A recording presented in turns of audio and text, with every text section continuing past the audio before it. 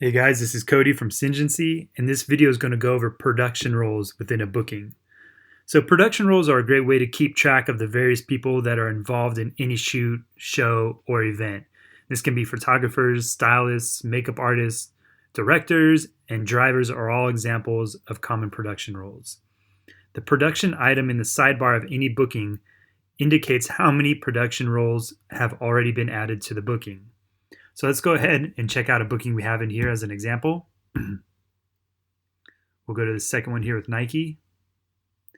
And here on the left-hand side, you can see that production has 3 people added in there already. So if you click on that, you'll see we have a photographer, hair and makeup, and a PA with their names listed here. You can also add in their mobile numbers and their emails for contact info. If you still need to add anybody else in here, you can go ahead and add a role. You can search for a contact if they're already in your database, or you can click the plus mark to add a new contact. Click save, and you're all set. Now your production team is updated to 4.